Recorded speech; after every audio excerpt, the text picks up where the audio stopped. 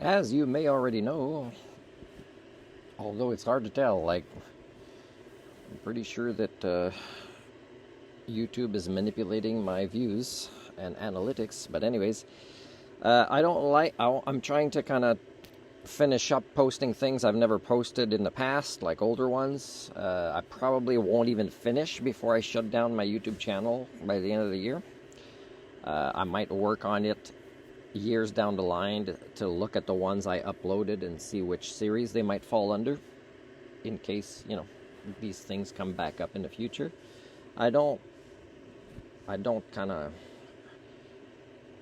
Anyways, so I wanted to say about... a lot of specialists would say that what Hamas did in, on October 7th had a specific strategy. It was to get a particular response out of the elites of Israel and turn a portion of the world against them, and that totally succeeded.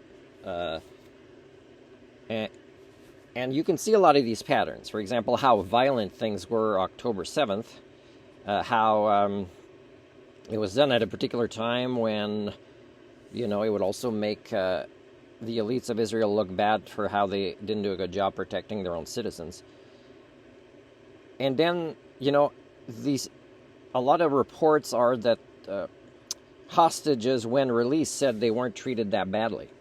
That would confirm a little bit this strategy, to kind of have a little bit more sympathy towards Hamas from the rest of the world, and less towards Israel, because Israel kind of probably if research was done and investigations, they would have killed their own a lot, whether they were hostages at the time or just kind of trying to help out in some way. And how to define their own? Well, I mean, it's not by religious belief as much as it's, the clubs of elites, maybe, right, we'll say. Because, I mean, when elites really declare openly to, the United Nations that human life has no value, if you want to call it human, then, it's pretty sad. So there's also the fact that right now, they're banning celebrations of hostages being returned. Like, they're really so desperate about controlling the narrative after being so easily manipulated by who they consider to be their enemies, and how they were successful at turning a big part of the world against them. But the thing is it wasn't because the elites didn't act the way they did. The elites of Israel did act in inhuman ways. And when I say this, you got to remember again that I'm in search of the elusive Homo sapien, a real human.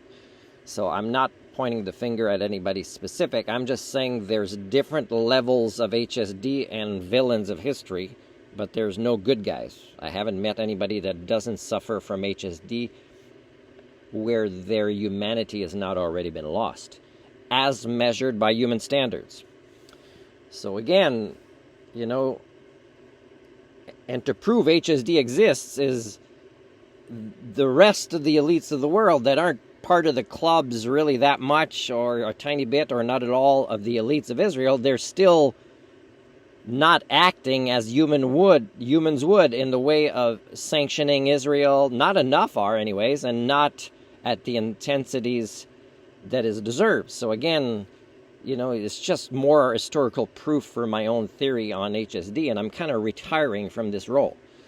And, maybe there's a minister in Canada that's going to answer my email this week, and maybe the next decade I'll work as a delivery driver, because I'm kind of retired in my real vocations now. Vocations that are far beyond Canadian society or any society of the world, really, based on my research.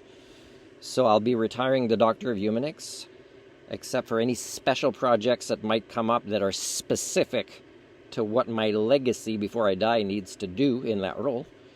The Captain of Accountability will be retiring, unless, I don't get such a job like a delivery driver for the government.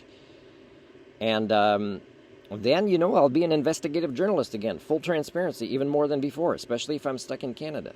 The professor of socio-cybernetics, which again doesn't want students unless I find an Homo sapien to be a student, and a culture repair for, the global international stage, but mostly, for the benefit of the biosphere.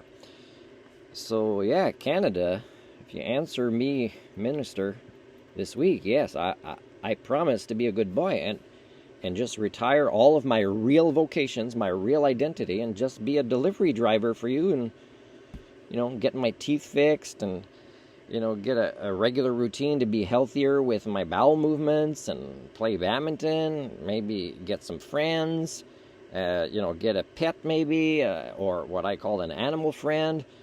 I don't know, but I have to have a friend that takes care of my animal friend when I'm at work. This might be what happens. But again, I never have just one plan A. I have plan Bs, plan Cs, plan Ds, and, I'm always hopeful because I always have ideas.